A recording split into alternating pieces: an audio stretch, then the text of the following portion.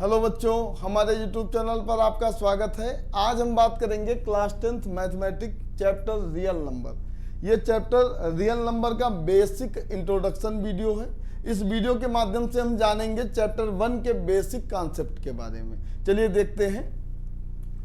तो सबसे पहले हम शुरुआत करते हैं रियल नंबर से कि भाई रियल नंबर क्या होते हैं। तो भाई पहले डिफिनीशन देखते हैं। डिफिनीशन के हिसाब से क्या है कि भाई वो नंबर जो रेशनल और इरेशनल दोनों नंबर को इंक्लूड करते हैं, या हम कह सकते हैं the collection of rational and irrational number are called real number. जो नंबर रेशनल और इरेशनल दोनों से मिल के बने होते हैं उन्हें हम क्या कहते हैं, रियल नंबर। अब इसके बाद में हम जानते हैं रियल नंबर के रेशनल और इरेशनल नंबर के कुछ पार्ट के बारे में। जैसे आपका जो रियल नंबर, जैसे कि हमने बाय डिफिनीशन आपको बताया है सबसे पहले कि भाई रियल नंबर जो होते हैं वो आपके रेशनल नंबर और इरेशनल नंबर इन दोनों से मिलके बने होते हैं। और जिनमें जो रेशनल नंबर होते हैं उनके ये पार्ट होते हैं। पहला पार्ट आपका होता है नेचुरल नंबर,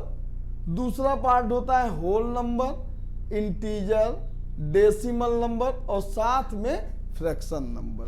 तो हम कह सकते हैं कि जितने भी नंबर, जिन नंबर को हम लोग पढ़ते हैं वो सारे के सारे नंबर, जो गिनती के जितने भी नंबर, चाहे वो रियल नंबर हो, होल नंबर हो, इंटीजर हो, डेसिमल हो, फ्रैक्शन हो, ये सारे के सारे नंबर जो होते हैं ये सब रियल नंबर के ही पार्ट होते हैं।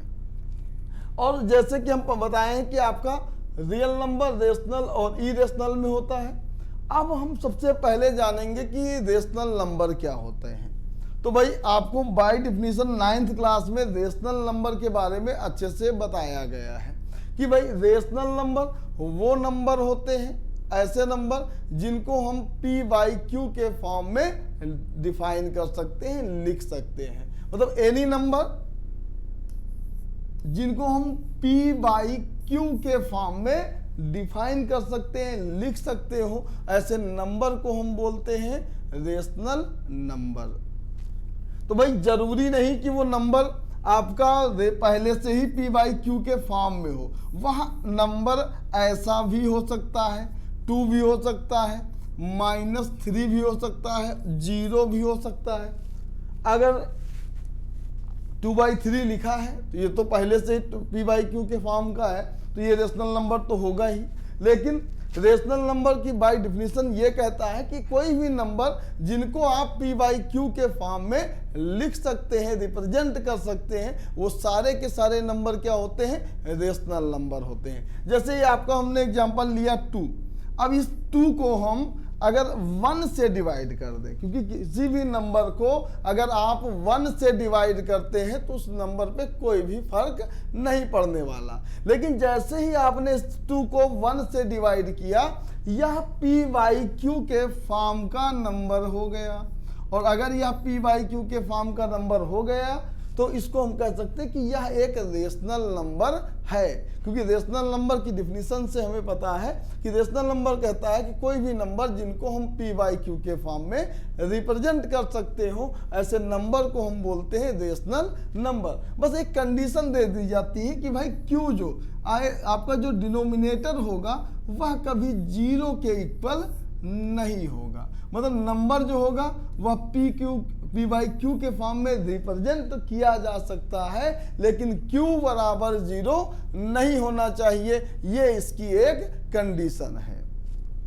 तो भाई जैसे 2 को हमने क्या लिख दिया, 2/1, ये बन गया पी बाई क्यू के फॉर्म का।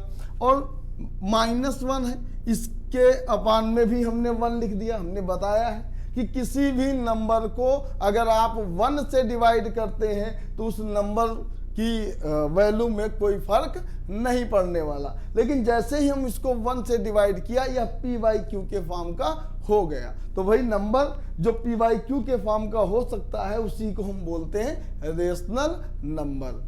ऐसे 0 भी एक हमारा क्या होता है, रेशनल नंबर, क्योंकि हम 0 को भी 1 से डिवाइड कर सकते हैं। 0 को भी अगर 1 से डिवाइड करेंगे 0 ही रहेगा। लेकिन जैसे हम 0 को 1 से डिवाइड किए, ये p बाई क्यू के फॉर्म का हो गया।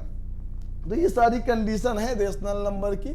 हमने बताया बाय डेफिनेशन 9th क्लास में भी पढ़ा है कि कोई भी नंबर जिनको आप पी बाई क्यू के फॉर्म में रिप्रेजेंट कर सकते हैं वो सभी नंबर रेशनल नंबर होंगे। बस एक कंडीशन ये रहती है कि q does not equal to 0, q 0 के इक्वल नहीं होना चाहिए। चलिए इसके बाद हम जानते हैं रेशनल नंबर के ये पार्ट के बारे में। तो भाई पहला पार्ट है आपका ये नेचुरल नंबर कि नेचुरल नंबर क्या होता है।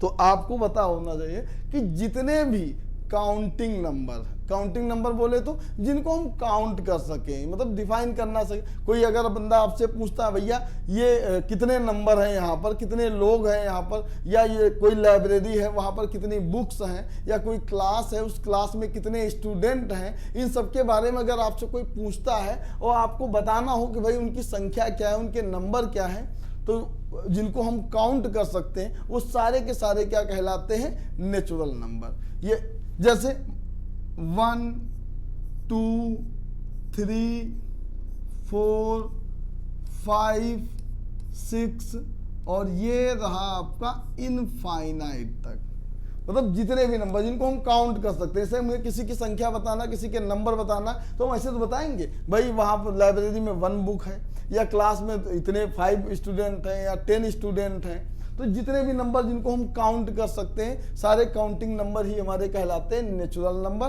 और इनकी शुरुआत होती जो सबसे स्मॉलेस्ट नेचुरल नंबर होता है वह 1 होता है, और इसका जो लार्जेस्ट नेचुरल नंबर होता है वह होता है इनफाइनाइट, मतलब वो अनंत होता है। उसका मतलब जो भी नंबर होता है उसमें अगर 1 प्लस करते जाएंगे उससे बड़ी नंबर मिलता जाएगा।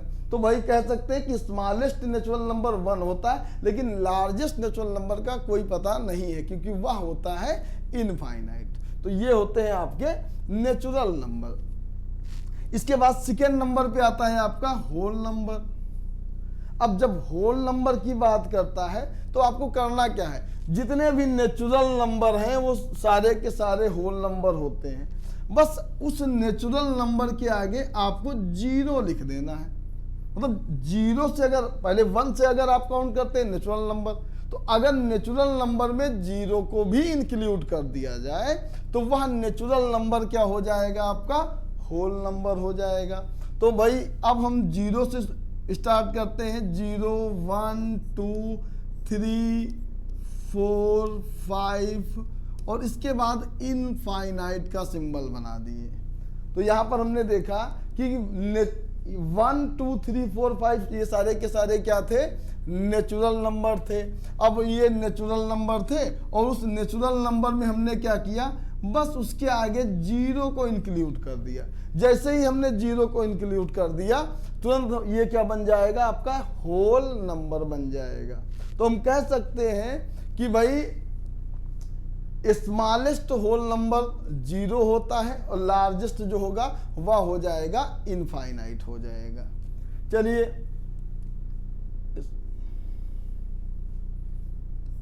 ये हो गए आपके होल नंबर। अब थर्ड नंबर पे बात करते हैं इंटीजर्स की। ये भी हम पिछली क्लासों में पढ़ चुके हैं। नंबर्स लाइन पे हम देखते हैं जो भी नंबर रिप्रेजेंट किए जा सकते हैं। जैसे एक नंबर्स लाइन होती है, ये एक आपकी नंबर्स लाइन है, इस पे क्या क्या कौन कौन से नंबर को रिप्रेजेंट किया जा सकता है। तो भाई ये एक नंबर्स लाइन है, इनके मिडिल में बीच में क्या होता है, 0 होता है, और 0 के हम इस पार नंबर लिख सकते हैं 1 प्लस का +2 +3 और 4 5 एंड सो ऑन इनफाइनाइट तक जाएगा ये भी। और इस साइड हमने लिखा वही नंबर माइनस में।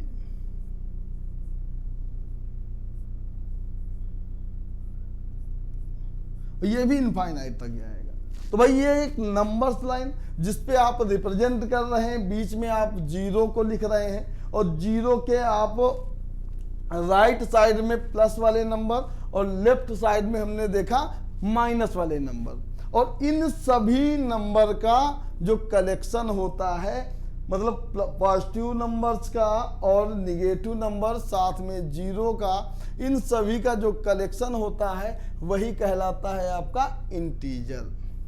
तो ये हम कह सकते हैं कि भाई जो इंटीजर होता है, यहां से देखो ये इतना पार्ट हमारा होता है नेचुरल नंबर, और अगर हम जीरो के साथ भी इसको काउंट कर लें तो ये हो जाएगा आपका होल नंबर, और इधर वाले जो होते हैं ये सारे के सारे निगेटिव नंबर।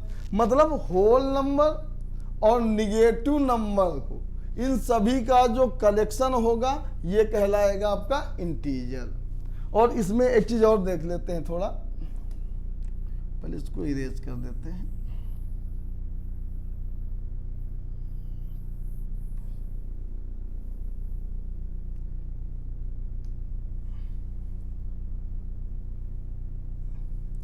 ये आपका जीरो जो बीच में है, इसके इस साइड वाले जो राइट साइड में जो भी नंबर होते हैं इनको हम बोलते हैं पॉजिटिव इंटीजर। Positive integer. और इसके जीरो के लेफ्ट साइड वालों को हम बोलते हैं निगेटिव इंटीजर।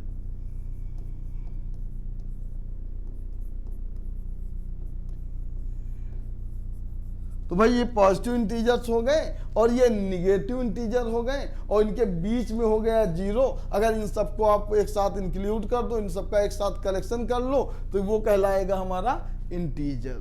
ठीक है। अब इंटीजर के बाद हम देखते हैं,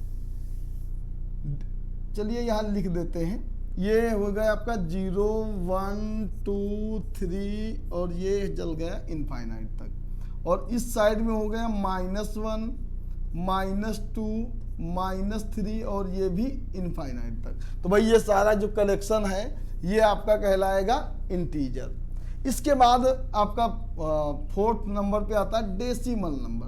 डेसिमल नंबर में कोई बाई डिफिनीशन नहीं, नॉर्मल सी बात है, कोई भी नंबर जैसे हम उनको क्या लिखे, डेसिमल में लिख दें, जैसे 2.5 लिख दिया, या 0.1 लिख दिया, 3.005 लिख दिया, या 0.0001 लिख दिया। तो भाई ऐसे सारे नंबर, जिन दो नंबर या नंबर से पहले या नंबर के बाद में क्या लगता हो, एक पॉइंट लगा हो, उस नंबर्स को ही हम बोलेंगे डेसिमल नंबर।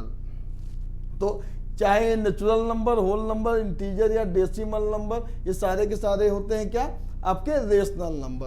और लास्ट में हम जानते हैं फ्रैक्शन के बारे में। तो अब बताते हैं हम आपको, देखो फ्रैक्शन और रेशनल नंबर दोनों में लोग बच्चे हो जाते हैं कंफ्यूज। वो फ्रैक्शन को ही रेशनल नंबर समझ लेते हैं, वैसे रेशनल नंबर तो है ही, क्योंकि फ्रैक्शन जो है वो पार्ट होता है रेशनल नंबर का, लेकिन दोनों के डिफिनीशन में अंतर होता है। देखो रेशनल नंबर कहता है कि कोई भी नंबर जिनको आप p/q के फॉर्म में लिख सकते हैं, जबकि फ्रैक्शन क्या होता है कि भाई ऐसा नंबर जो p/q के फॉर्म में हो। रेशनल नंबर क्या होता है, ऐसा नंबर जिसको आप p/q के फॉर्म में रिप्रेजेंट कर सकते हैं, जबकि फ्रैक्शन की डिफिनीशन होती है कि ऐसा नंबर जो p/q के फॉर्म में हो, जिसका p जो होगा वह हो जाएगा न्यूमरेटर और जिसका q होगा वह होता है डिनोमिनेटर। तो भाई फ्रैक्शन क्या होता है, जो p/q के फॉर्म में होता है, और रेशनल नंबर क्या होता है, ऐसे नंबर जिनको p/q के फॉर्म में हम रिप्रेजेंट कर सकते हैं। तो एकदम सिंपल सा है वही, लेकिन यहाँ पर भी वही कंडीशन रहेगी, q does not equal to 0 होगा। बस ये फ्रैक्शन क्या होगा, या p/q के फॉर्म का होगा, जहाँ p इसका न्यूमरेटर और q इसका डिनोमिनेटर होगा।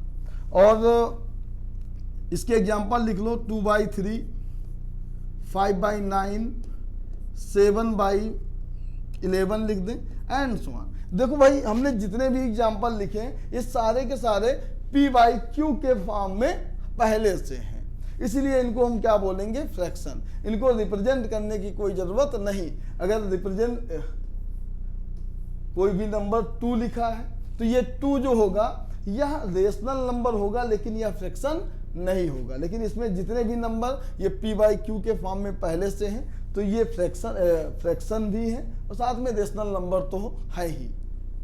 ठीक, तो ये आपका रियल नंबर का हो गया रेशनल नंबर का पार्ट। चलिए अब इसके बाद हम जानते हैं इरेशनल नंबर के बारे में। तो इसको इरेज कर देते हैं।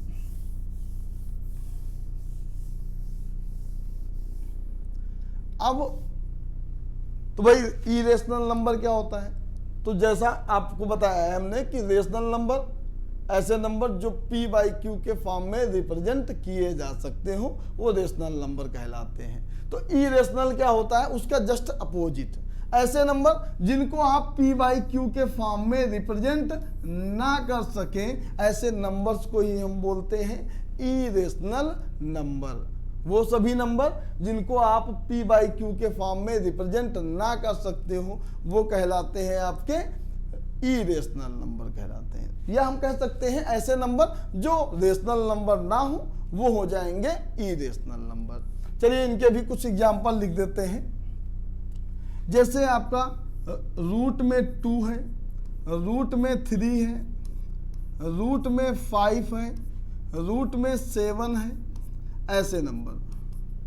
और एक इसके साथ में पाई है और कुछ नंबर ऐसे 0.01, फिर 001, फिर 0001 और ये भी इनफाइनाइट तक।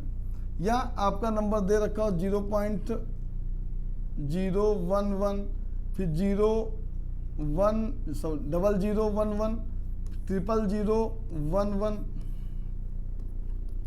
तो भाई ये जो हमने एग्जाम्पल लिखे हैं ये सारे एग्जाम्पल आपके इरेशनल नंबर के हैं। इन सभी नंबर को आप p बाई क्यू के फॉर्म में रिप्रेजेंट नहीं कर सकते हैं, तो भाई ये नंबर आपके कहलाएंगे इरेशनल नंबर।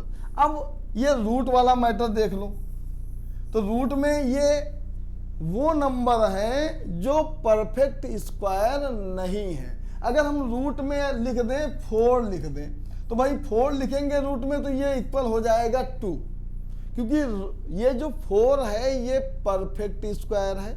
ये नहीं है कि हम भाई रूट में कोई भी नंबर लिख देंगे वो इरेशनल हो जाएगा, नहीं, रूट में वो नंबर जो परफेक्ट स्क्वायर ना हो, या कह सकते हैं कि अगर कोई इम्परफेक्ट स्क्वायर नंबर को अगर आप रूट में लिख देंगे तो वो नंबर हो जाएंगे आपके इरेशनल नंबर, जिनको आप p बाई क्यू के फॉर्म में रिप्रेजेंट नहीं कर सकते।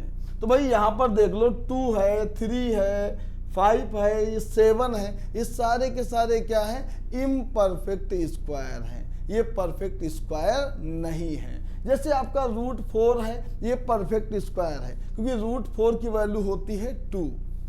अगर रूट में आप 9 लिख दें तो भाई ये भी आपका इक्वल हो जाता है 3 के।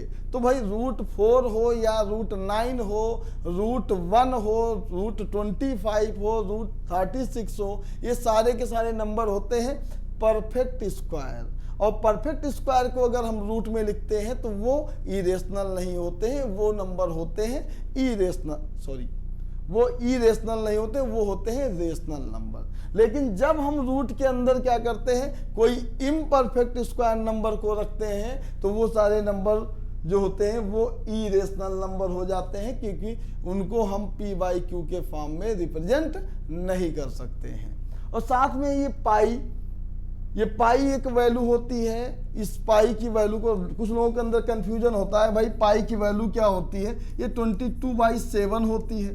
तो भाई 22/7 जो होता है ये तो p बाई क्यू के फॉर्म में होता है, तो क्यों यह इरेशनल नहीं है। तो एक चीज जान लो, ये पाई की जो वैल्यू है ये आपको मैथमेटिकल कोई भी क्वेश्चन को सॉल्व करने के लिए होती है। रियल वैल्यू जो होती है वह 22/7 नहीं होती है, वह लगभग होती है 3.14 ऐसे इस टाइप में होती है, जिसको आप p बाई क्यू के फॉर्म में रिप्रेजेंट नहीं कर सकते हैं। इसलिए जो पाई होता है, ये पाई क्या होता है, एक इरेशनल नंबर होता है। उसके बाद कुछ ऐसे डेसिमल नंबर, जैसे आपका लिखा है 0.01, उसके बाद 001, फिर 0001, उसके बाद ऐसे 401। अगर इस टाइप का भी कोई प्रोसीजर है तो ऐसे भी नंबर को भी आप p बाई क्यू के फॉर्म में रिप्रेजेंट नहीं कर पाएंगे। जैसे दूसरा एग्जांपल हमने लिखा है 0.011, 0, फिर 0011, 0011, ऐसे अगर बढ़ता जाए 4011, तो ऐसे नंबर को भी आप p बाई क्यू के फॉर्म में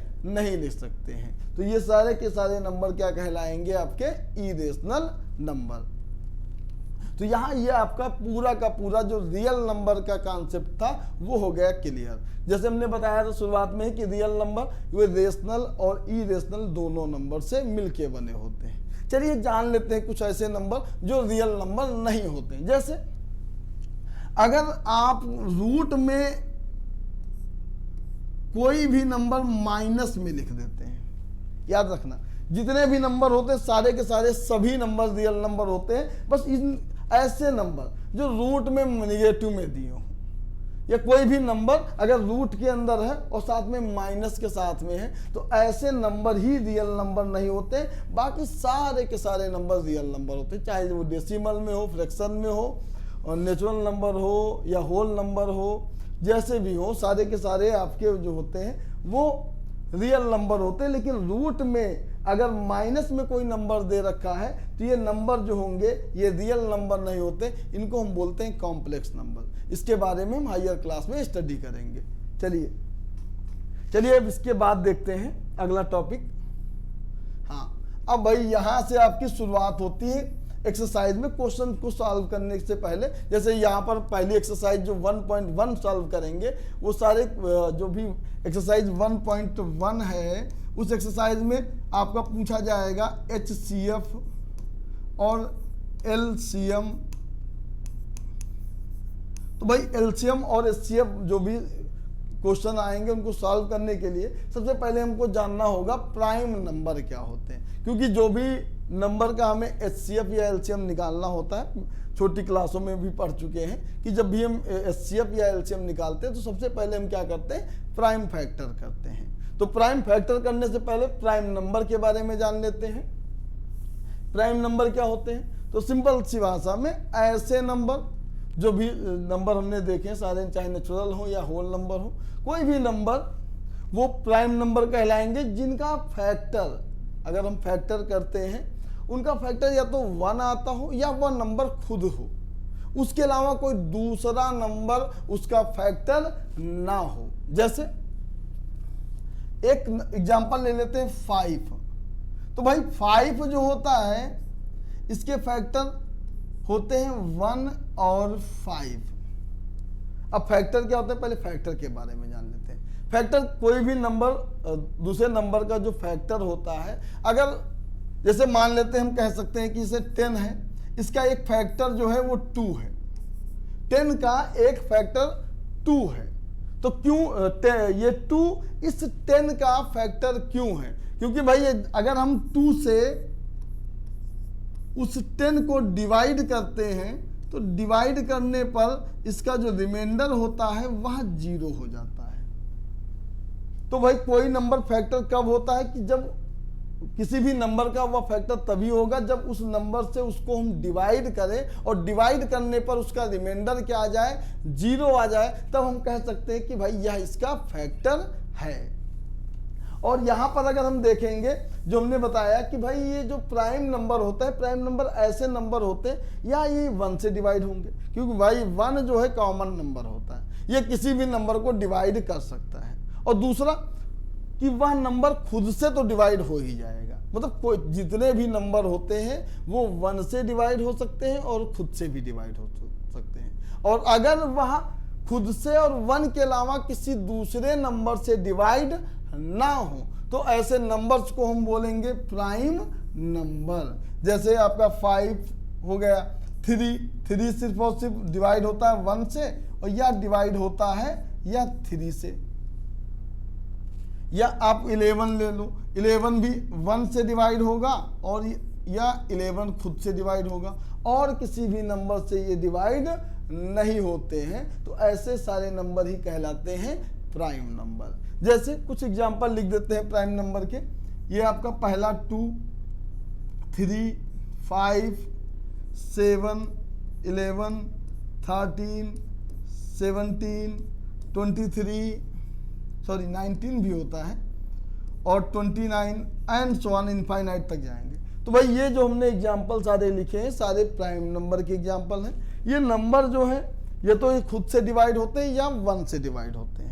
बस एक चीज याद रखना, कभी कभी एक नंबर में आ जाता है MCQ में क्वेश्चन कि भाई एक आपको बताना है इवन प्राइम नंबर। क्या पूछेगा कि कोई एक बताइए आपका इवन प्राइम नंबर।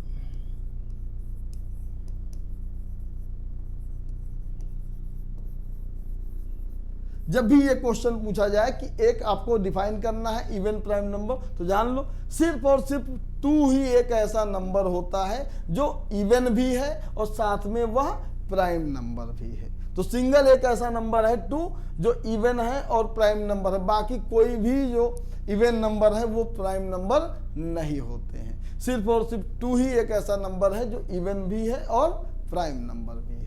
तो भाई अब हमने आपको अच्छे से बता दिया है कि प्राइम नंबर क्या होते हैं, समझ गए होंगे। अब चलिए जानते हैं इसके बाद कंपोजिट नंबर। तो भाई देखो हमने अभी आपको नंबर बताया था कि कोई भी जो नंबर होते हैं तो जो नंबर या तो प्राइम होंगे या कंपोजिट होंगे। तो प्राइम नंबर में हमने बताया कि कोई भी नंबर जिनके फैक्टर 1 हो या 5 हो, ये मतलब वह खुद नंबर हो, या कह सकते हैं कोई भी नंबर जिसके फैक्टर 2 से ज्यादा ना हो। 2 से ज्यादा, पहला तो वो 1 हो जाएगा, दूसरा वह खुद नंबर हो जाएगा। तो जिसके सिर्फ और सिर्फ 2 फैक्टर होते हैं वो प्राइम नंबर कहलाता है। और ये कंपोजिट नंबर, तो भाई कंपोजिट नंबर क्या होगा, ऐसे नंबर जिनके फैक्टर 2 से ज्यादा हो।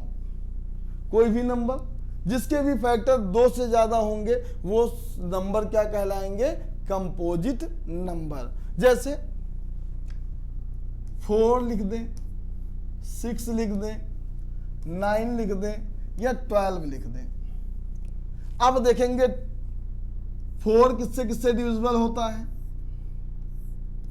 तो भाई 4 1 से डिविजिबल होता है, 2 से होता है और 4 खुद से भी डिविजिबल है। ऐसे 6 को देख लेते हैं, 6 1 से, 2 से, 3 से और चलिए 6 से भी। ऐसे 9 को देख लेते हैं, 9 1 से, 3 से और 9 से भी डिविजिबल है। 12 को अगर आप देख लेते हैं तो 12 1 से, 2 से, 3 से, 4 से, ये तो बहुत ज़्यादा बड़ा हो जाएगा, 6 से और साथ में 12 से।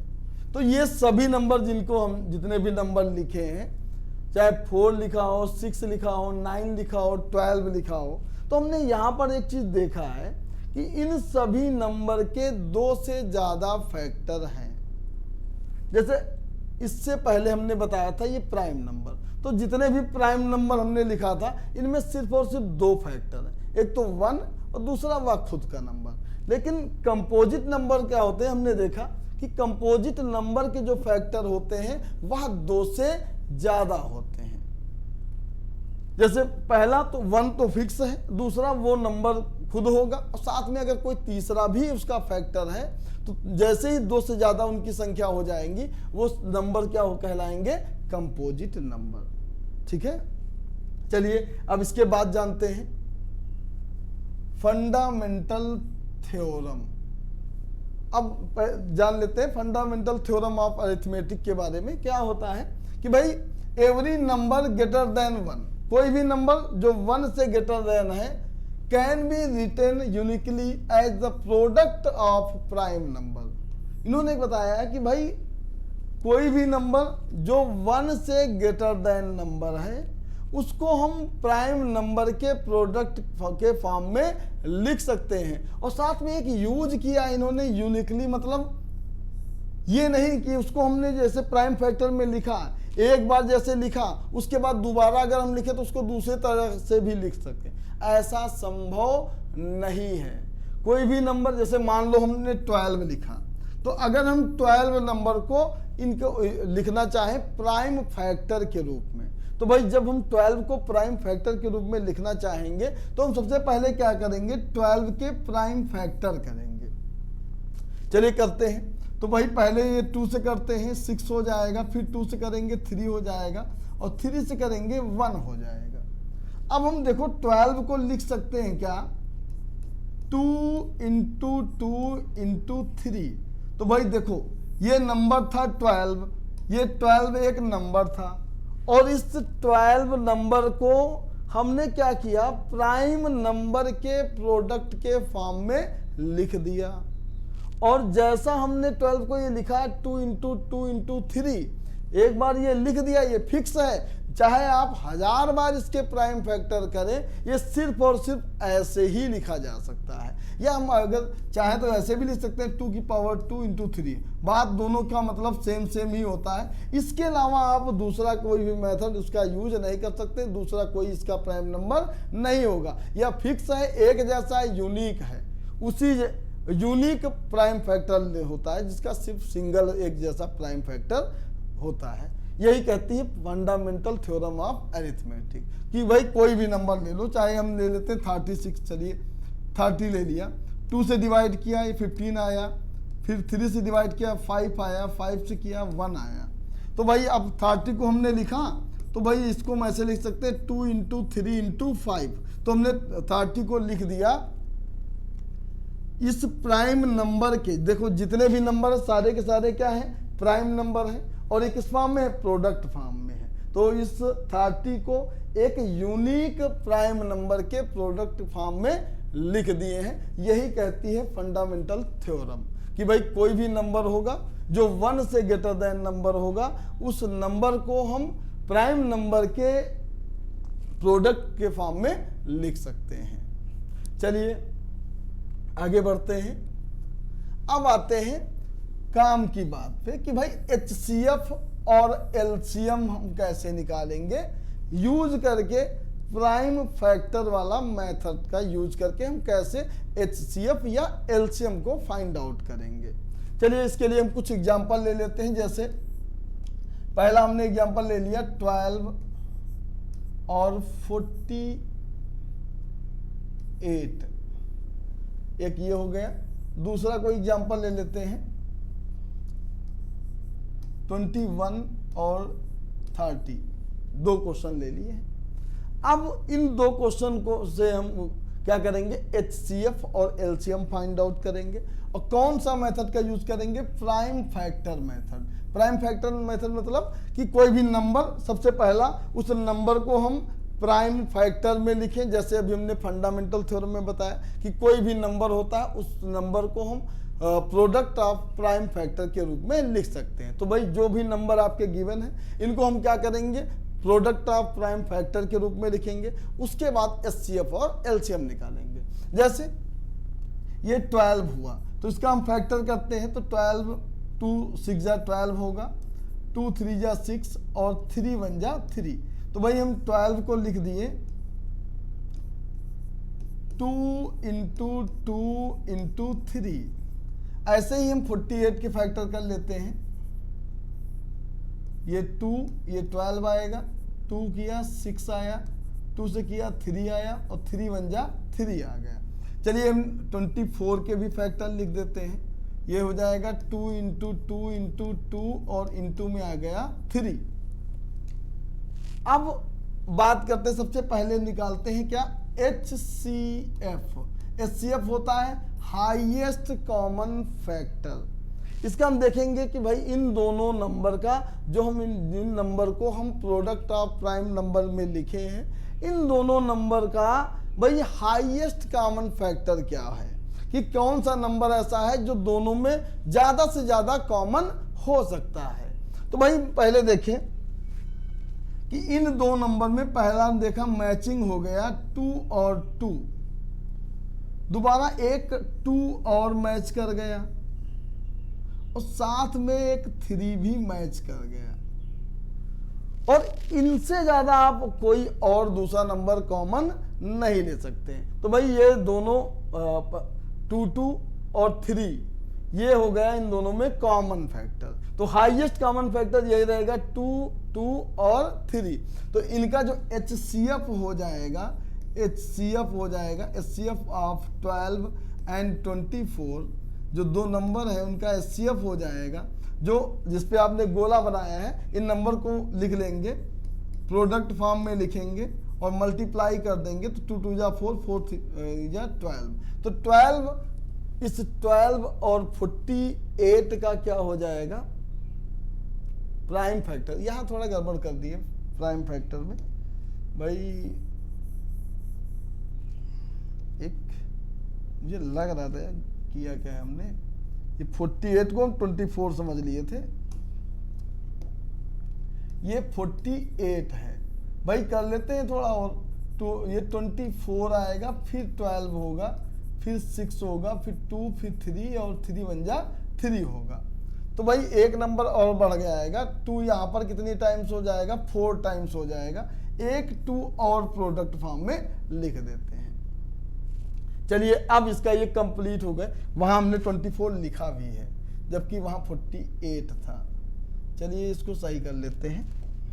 ये भाई आपका 48 क्वेश्चन में दे रखा था, ये 48 के फैक्टर हो जाएंगे। अब 48 के हो जाएंगे तो एक 2 और बढ़ जाएगा, बाकी कोई चीज नहीं बदलेगी, कॉमन आपके वही रहेंगे 2, 2 और 3। तो जो कॉमन था उनको हमने प्रोडक्ट फॉर्म में लिख दिया, और प्रोडक्ट करने के बाद उनका जो प्रोडक्ट कर देंगे वही आपका हो जाएगा HCF हो जाएगा। चलिए इसके बाद जब हम LCM निकालते हैं, लोवेस्ट कॉमन मल्टीपल क्या हो जाएगा इन दोनों का, तो वही HCF में जो कॉमन होता है उन्हीं नंबर को लिखते हैं, और LCM में क्या करते हैं, जो कॉमन होते हैं पहले उनको लिख लो एक बार। तो भाई कॉमन में क्या क्या है, 2 है और 2 है और 3 है। जो भाई ब्रैकेट में थे, डिब्बे में थे, उनको हमने लिख लिया पहले, और उसके बाद क्या करेंगे, जो बचे हुए नंबर हैं उनको भी आप लिख देंगे। तो बचे हुए नंबर में क्या आ जाएगा, 2 और एक दूसरा 2, और लिखने के बाद में जब इनको हमने प्राइम नंबर के प्रोडक्ट फॉर्म में लिख दिया है, उसके बाद इनका हमें मल्टीप्लाई कर लेना है। तो 2 2 जा 4, 4 3 जा 12, 12 2 जा 24, 24 2 जा हो जाएगा 48। तो भाई इसका जो लोवेस्ट कॉमन मल्टीपल है वह हो जाएगा आपका 48, और हाईएस्ट कॉमन फैक्टर इसका हो जाएगा 12। तो इस तरह हम निकालते HCF और LCM। चलिए अब इसके बाद दूसरा क्वेश्चन भी सॉल्व कर लेते हैं, इसको इरेज कर देते हैं। दूसरा एग्जांपल है आपका ये 21 और दूसरा नंबर दे रखा 30। चलिए इसके पहले प्राइम फैक्टर करते हैं, क्योंकि जब भी हमें HCF निकालना हो या LCM निकालना हो, सबसे पहला काम होता है हम उसका प्राइम फैक्टर करते हैं। तो भाई प्राइम फैक्टर कर लेते हैं। ये 3 से डिविजिबल होता है, 3 7 जा 21, 7 1 जा 7, और 21 को हम लिख देंगे 3 × 7 में, और ये हो गया आपका 30। तो 30 को लिखेंगे, ये 2 से डिविजिबल होगा 15 हो जाएगा, फिर 3 से होगा 5 हो जाएगा, 5 1 जा 5, और भाई हम 30 को लिख देंगे 2 × 3 × 5। जब आपने इसको प्रोडक्ट ऑफ प्राइम नंबर में लिख दिया है, उसके बाद आपको करना क्या है, HCF LCM निकालने के लिए पहले इनके कॉमन नंबर देखते हैं कि भाई कौन सा नंबर है जो दोनों में क्या है, कॉमन है। तो यहां पर अगर आप देखेंगे तो इन दोनों में कॉमन क्या है, 3 इन दोनों में कॉमन है, और कोई दूसरा नंबर इन दोनों में कॉमन नहीं है। तो इस नंबर का, इन दोनों नंबर का जो HCF हो जाएगा, हाईएस्ट कॉमन फैक्टर होगा, वह सिर्फ और सिर्फ क्या होगा, 3 होगा। तो इस तरह हम HCF निकालते हैं। और LCM की बात अभी हमने बताया था। LCM में क्या करते हैं, जो कॉमन होता है सबसे पहले हम उस नंबर को लिखते हैं। तो कॉमन में क्या है, 2, और कॉमन में है आपका 3। उसके बाद जो भी नंबर बच गए हैं उनको भी लिख लो। तो भाई उसके बाद बच गया नंबर 2 और 5 और साथ में 7। तो अब पहले क्या LCM में क्या करेंगे, जो कॉमन होता है उसको लिखते हैं, साथ में जो बच जाते हैं नंबर उसको भी लिख लेते हैं प्रोडक्ट फॉर्म में। अब इसके बाद इनका मल्टीप्लाई कर लो। तो भाई ये हो जाएगा 2 3 जा 6, 6 5 जा 30, और 30 का आपको करना 7 से मल्टीप्लाई, और 30 का आप 7 से मल्टीप्लाई करेंगे तो 210 आ जाएगा। तो इस तरह हम क्या करते हैं, HCF और LCM निकालते हैं। कौन से मेथड से, by using prime factorization method, मतलब प्राइम फैक्टर का मेथड का यूज करके इस तरह हम HCF और LCM फाइंड आउट करते हैं। चलिए इसके बाद देखते हैं अगला टॉपिक। हाँ, एक चीज और नोट कर लेते हैं, ये भी काम आएगा आपके, कि भाई ये कंडीशन दे रखी है, कभी भी अगर दो नंबर दे रखे हैं, अगर दो नंबर आपके दे रखे हैं, जैसे एक एग्जांपल लेते हैं, कोई नंबर ले लेते हैं 24 और ले लेते हैं 36, ये दो नंबर ले लिया, ये नंबर हो गए। तो भाई उन दो नंबर का अगर हम प्रोडक्ट करते हैं, मल्टीप्लाई करते हैं, जैसे नंबर दे रखा है 24 और 36, हम उनका क्या करेंगे, प्रोडक्ट करेंगे, मल्टीप्लाई करेंगे, और मल्टीप्लाई करने के बाद उसके बाद क्या करते हैं, उन दो नंबर का HCF निकाल लेते हैं और LCM निकाल लेंगे। तो भाई जो भी नंबर आपके गिवन होंगे उनका आपको HCF और LCM फाइंड आउट कर लेना है। जब ये फाइंड आउट हो जाएंगे तो उसके बाद क्या करना है, आप एक बार चेक कर सकते हैं कि वो जो दो नंबर दिए हैं उन दो नंबर का आप प्रोडक्ट निकाल लो और HCF और LCM का प्रोडक्ट निकाल लो, ये दोनों क्या हो जाएंगे, इक्वल आएंगे। ये होता है वेरिफिकेशन, होता है दो नंबर के लिए कि भाई first number into second number या इक्वल टू होता है HCF इंटू LCM। चलिए हम प्रूव कर देते हैं। तो भाई 24 इसका हम प्राइम फैक्टर करते हैं, ये 12 आएगा, 6 हो जाएगा, ये 3 हो जाएगा, 3 1 जा 3। ऐसे 36 के फैक्टर करते हैं, ये 2 18 2 9 3 3 और 3 1। तो भाई 24 को हम लिख सकते हैं 2 इंटू 2 इंटू 2 इंटू 3, और 36 को हम लिखेंगे 2 इंटू 2 इंटू 3 इंटू 3। तो भाई पहले हमने क्या किया, जो भी नंबर गिवन था उस नंबर का हमने क्या किया, प्राइम फैक्टर कर लिया। प्राइम फैक्टर करने के बाद में उसको प्रोडक्ट ऑफ प्राइम फैक्टर के रूप में लिख लिया। अब लिखने के बाद हमें निकालना है HCF। तो HCF निकालने के लिए हमने बताया था कि जो आपने फैक्टर किया है उनमें आपको देखना है कॉमन नंबर।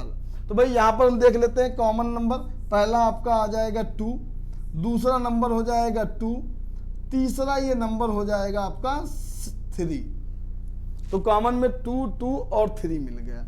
तो भाई इसका HCF क्या होगा, तो हमने बताया था HCF क्या होता है, HCF जो कॉमन नंबर होते हैं उनका क्या होता है, प्रोडक्ट होता है। तो कॉमन नंबर आपके हैं 2 2 और 3, इनका हम प्रोडक्ट कर देंगे, 2 2 जा 4 4 3 जा हो जाएगा 12। तो ये 12 इनका क्या हो जाएगा, HCF हो जाएगा। ये 24 और 36 का हाईएस्ट कॉमन फैक्टर हो जाएगा। चलिए इसके बाद हम LCM की बात करते हैं। तो LCM में हमने बताया था कि भाई जो कॉमन है उसको तो आपको लिखना है। तो भाई पहले हम लिख लेते हैं कॉमन वाले नंबर 2 इंटू 2 इंटू 3 को। उसके बाद जो नंबर बच जाए, जैसे यहाँ पर 2 और 3 ये बच गए हैं, इनको भी आपको मल्टीप्लाई में लिख लेना है। चलिए लिख लिए। अब सभी नंबर का आपको कर लेना है मल्टीप्लाई। तो 2 2 जा 4 4 3 जा 12 12 4 जा 24 और 24 3 जा होता है 72। तो भाई इसका 72 हो जाएगा LCM और HCF हो जाएगा 12। चलिए अब इसका हम वेरिफिकेशन करते हैं क्या, कि भाई प्रोडक्ट निकालते हैं, प्रोडक्ट ऑफ नंबर या इक्वल टू किसके होता है, HCF इंटू LCM के। वही चीज है फर्स्ट नंबर सेकेंड नंबर, उसी को हम बोलेंगे प्रोडक्ट ऑफ नंबर। तो भाई पहला नंबर क्या था 24 इंटू 36 और ये इक्वल में हमें क्या लिखना HCF इसका कितना है 12 इंटू 72। चलिए मल्टीप्लाई करके देख लेते हैं। ये 36 और 24 का मल्टीप्लाई करते हैं तो 4 6 जा होता है 24 और 4 3 जा 12, ये हो जाएगा 14। 2 6 जा 12, 2 3 जा 6 7 हो जाएगा और ये हो जाएगा 4 और इधर हो जाएगा 6 और ये 8।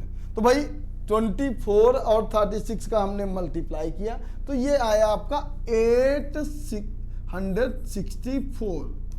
अब हमें क्या करना है, इन दो नंबर का मल्टीप्लाई करना है। अगर मल्टीप्लाई करने पर यही नंबर आ जाता है तो हमारा जो भी कंडीशन दे रखी इसका वेरिफिकेशन हो जाएगा कंप्लीट। तो भाई कर देते हैं मल्टीप्लाई। भाई मैं 12 की टेबल आती है, हम डायरेक्ट करेंगे 12 टू जा होता है 24 और 12 7 जा होता है 84 और 84 में 2 ऐड करेंगे तो ये हो जाएगा 86। तो भाई हमने जब देखा उन नंबर का मल्टीप्लाई किया, प्रोडक्ट किया और साथ में HCF और LCM का प्रोडक्ट किया, दोनों नंबर का वेरिफिकेशन किया तो दोनों इक्वल आ गए। मतलब किसी दो नंबर के लिए ये कंडीशन वेरीफाई करती है, कौन सी, कि first number into second number equal to HCF into LCM, या कह सकते हैं प्रोडक्ट ऑफ टू नंबर, या प्रोडक्ट ऑफ यहाँ लिख देते हैं टू नंबर्स लिख देते हैं, product of two number equal to हो जाएगा HCF इंटू LCM। चलिए इसके बाद अब देखते हैं लास्ट वाला टॉपिक। ये आपका जो लास्ट टॉपिक है ये आपका बोर्ड के बेसिस पे काफी इंपॉर्टेंट है। तो भाई जो भी एक्सरसाइज 1.1 है उसमें आपका HCF और LCM पूछा जाएगा। जो एक्सरसाइज 1.2 है जो लास्ट एक्सरसाइज है जिसको सॉल्व करने के बाद में आपका पूरा का पूरा चैप्टर कवर हो जाएगा। तो उसका ये एक थ्योरम है कि भाई हमें प्रूव करना है कि √2 क्या है, एक इरेशनल नंबर है। अगर आप इसको भी कंप्लीट कर लेते तो आपका पूरा का पूरा चैप्टर कंप्लीट हो जाएगा।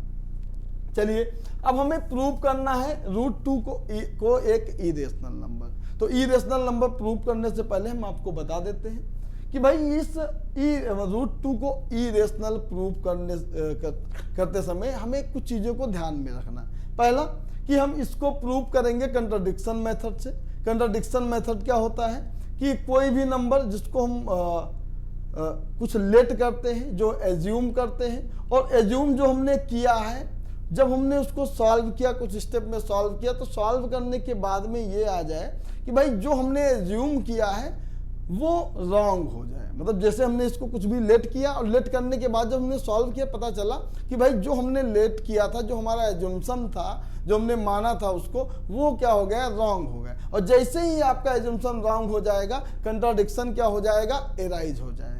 तो भाई इस √2 को जो हमें इरेशनल प्रूव करना है वो प्रूव करेंगे कंट्राडिक्शन मेथड से।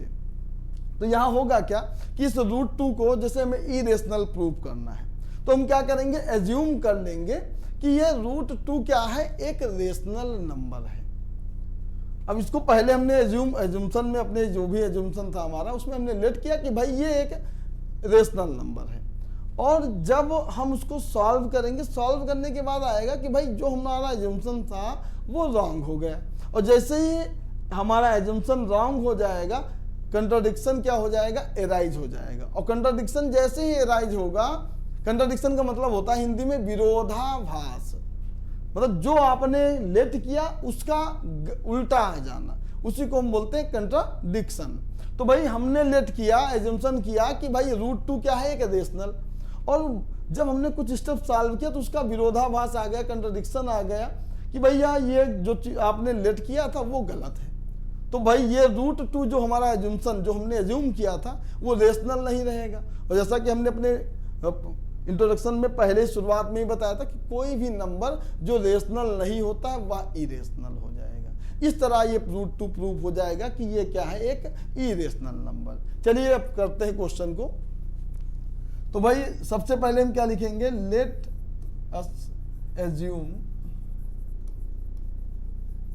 √2 इज अ रेशनल नंबर।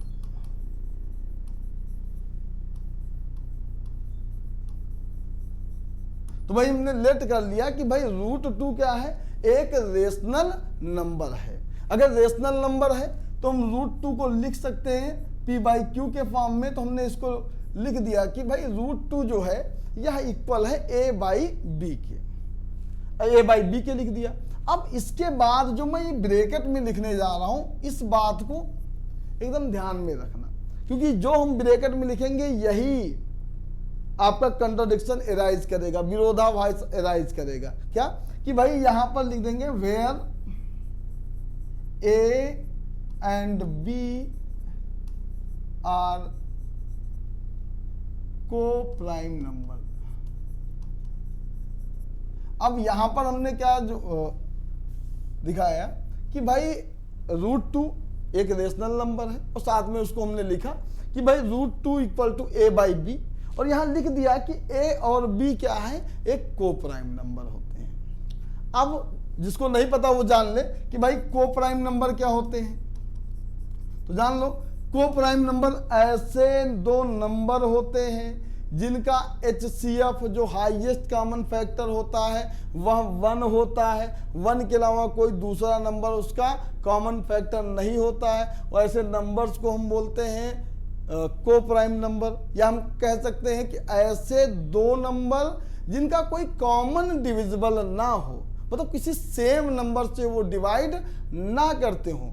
ऐसे नंबर, दो नंबर जो सेम नंबर से डिवाइड नहीं करते हैं, ऐसे नंबर का HCF 1 होता है, और ऐसे नंबर को ही हम बोलते हैं को प्राइम नंबर। जैसे आप कोई नंबर ले लो, मान लो 4 ले लिया और 5 ले लिया। अब 4 और 5 नंबर ले लिया, इन दोनों नंबर के बीच में कोई भी नंबर कॉमन नहीं है, या ये दोनों नंबर कोई भी सेम नंबर से डिवाइड नहीं होते, सिर्फ और सिर्फ 1 से। इसलिए इनका हाईएस्ट कॉमन फैक्टर 1 है, और जिनका HCF 1 होता है वही दो नंबर कहलाते हैं को प्राइम नंबर।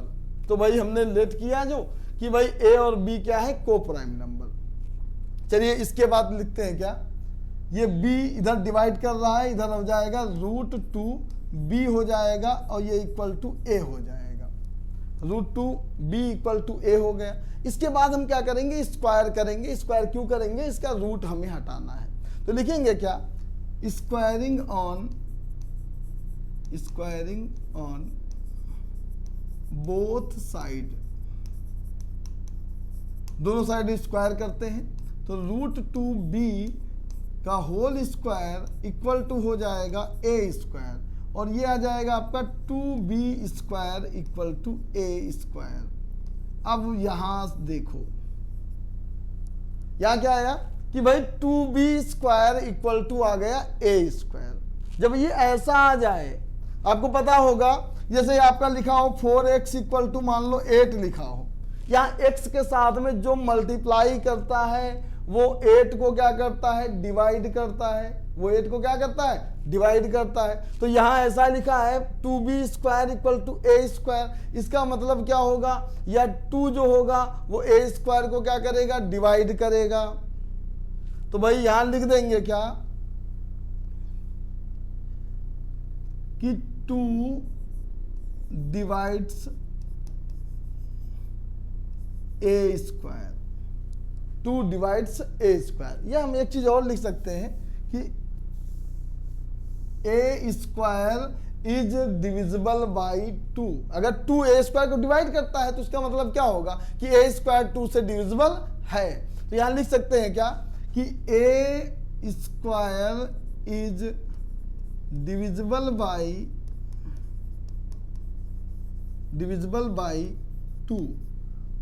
a स्क्वायर क्या है, 2 से डिविजिबल है। और याद रखना कोई भी नंबर जिसका स्क्वायर किसी नंबर से डिविजिबल होता है तो वह नंबर भी उस नंबर से क्या होता है, डिविजिबल होता है।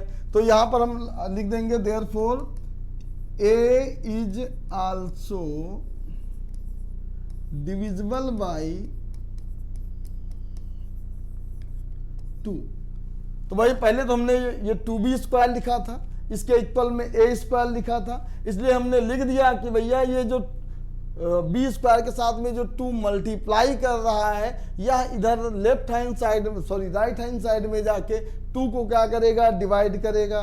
तो लेफ्ट हैंड साइड में लिखा है आपका, राइट हैंड साइड में लिखा है a स्क्वायर, तो 2a स्क्वायर को डिवाइड करेगा। अगर 2a स्क्वायर को डिवाइड करता है तो 2a को भी डिवाइड करेगा, और यहां तक आपका आधा काम हो गया कंप्लीट।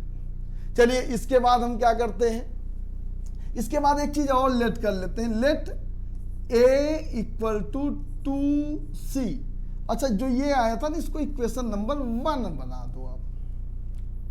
जब ये आधा काम आपका कंप्लीट हो जाए, यहां पर आपने लिख दिया कि a स्क्वायर 2 से डिविजिबल है और a भी डिविजिबल है, इसके बाद आपको एक स्टेप और याद रखना है कि इसके बाद हमें क्या करना है, a की जगह पर सब्स्टिट्यूट कर देना है 2c।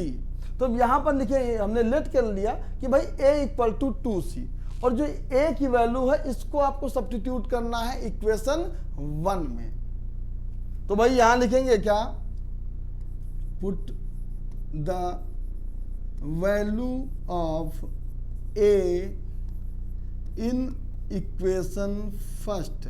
चलिए हम फर्स्ट में रख देते हैं। तो ए की वैल्यू मतलब ए इक्वल टू 2c है, तो इस इक्वेशन में जहां पर ए लिखा है वहां पर हम ए की जगह पर लिख देंगे 2c। तो भाई यहां पर इसके जो लेफ्ट हैंड साइड में जो 2b² है इसको हम वैसा का वैसा ही रख देंगे, क्योंकि यहाँ पर हमें कोई चेंजेस नहीं करना है। चेंज हमें कहाँ करना है, चेंज करना है ए की जगह पर, और ए की जगह पर हमें क्या लिखना है, 2c लिखना है। तो यहाँ पर हम लिख देंगे 2c, और यहाँ पर देखेंगे ए के पर लगा है स्क्वायर, तो जो हमने वैल्यू ए की जगह पर सब्स्टिट्यूट की है इस पर भी हम लगा देंगे स्क्वायर। तो भाई यहाँ पर भी हम लगा दिए स्क्वायर। तो अब ये हो जाएगा 2b² इक्वल टू हो जाएगा 4c²। तो भाई 2b² इक्वल टू 4c² है, तो हम ये 2 से इस 4 को कट कर सकते हैं। 2 2 जा 4 हो जाएगा, तो यहाँ पर हो जाएगा b² और यह इक्वल टू आ जाएगा 2c²। यहाँ पर आ जाएगा b² और यह इक्वल टू आ जाएगा 2c² के। चलिए हम इसको ऐसे आगे लिख लेते हैं, 2c² इक्वल टू b²। अब हम मुद्दे तक पहुंच रहे हैं धीरे धीरे। देखो यहाँ पर 2b² इक्वल टू a² था, b² के साथ में 2 मल्टीप्लाई कर रहा था, उसके इक्वल में a² लिखा था, तो हमने लिखा कि a² 2 से डिविजिबल है, और वैसा ही सेम प्रोसेस यहाँ पर आ गया। यहाँ पर क्या है, ये 2c², ये आपके लेफ्ट हैंड साइड में लिखा है, मतलब c² के साथ में 2 मल्टीप्लाई कर रहा है, और उसी के राइट हैंड साइड में इक्वल में लिखा है b²। तो जैसा ही हमने यहाँ पर लिखा था कि भाई a² 2 से डिविजिबल है, वैसे यहाँ पर भी हम लिखेंगे कि b² भी 2 से डिविजिबल होगा। तो लिख देंगे क्या कि b² इज डिविजिबल बाई 2, कि b² 2 से डिविजिबल है। और अगर भी किसी भी नंबर का स्क्वायर किसी नंबर से डिविजिबल होता है तो वह नंबर भी उस नंबर से डिविजिबल होता है। तो यहाँ पर लिख देंगे क्या कि therefore b is also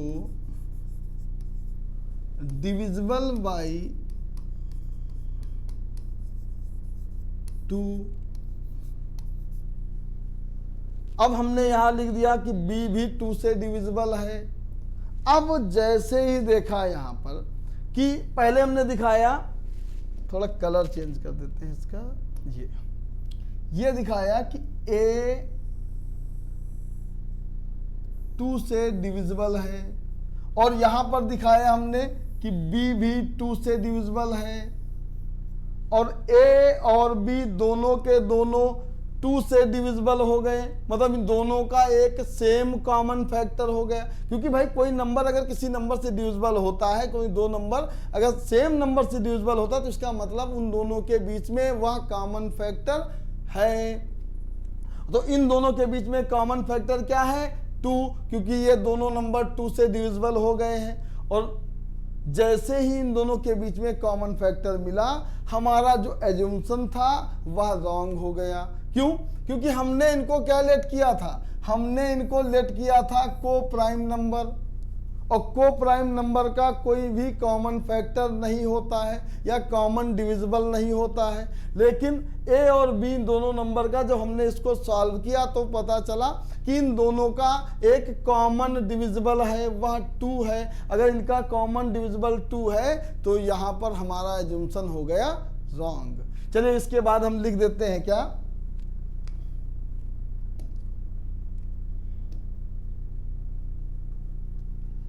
A and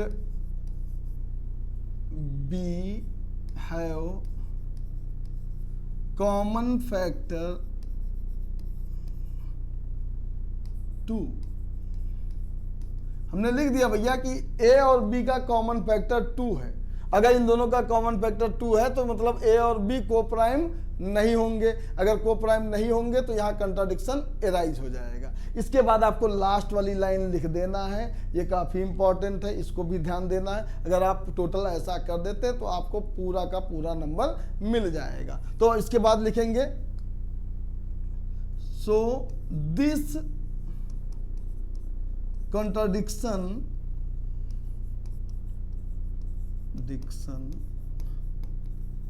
is arisen।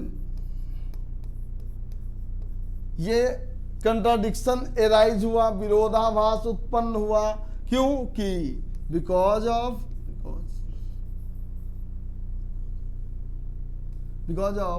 Our wrong assumption.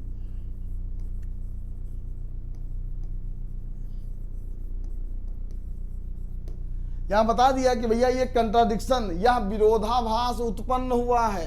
कौन सा विरोधाभास? क्योंकि भैया हमने प्राइम नंबर को प्राइम नंबर लेट किया था, उनका कोई कॉमन फैक्टर नहीं था, लेकिन जब हमने सॉल्व किया तो देखा इन दोनों के बीच में कॉमन फैक्टर है, मतलब इनका कंट्राडिक्शन आया, एराइज हुआ, विरोधाभास उत्पन्न हुआ। क्यों? क्योंकि जो हमने एज्यूम किया था वह रॉन्ग हो गया। तो भाई हमारा एज्यूम्शन क्या था? रेशनल नंबर, वही गलत हो गया, और ये नंबर अब √2 क्या हो गया?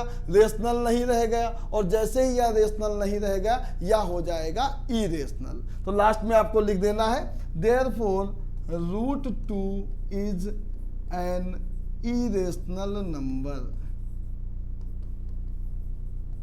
तो हो जाएगा भैया कि अब √2 अगर रेशनल नहीं है तो ये क्या हो जाएगा? एक इरेशनल नंबर। यही प्रूव करना था, लिख देना हेंस प्रूव्ड। तो इस तरह आपका ये जो फंडामेंटल थ्योरम थी √2 को इरेशनल प्रूव करना, ये भी हो गया कंप्लीट। और इस तरह आपका जो भी चैप्टर 1 है उसके सारे बेसिक कॉन्सेप्ट हो गए हैं क्लियर। बाकी के जो क्वेश्चन है उनको हम सॉल्व करेंगे अपने अगले वीडियो में। तब तक के लिए धन्यवाद।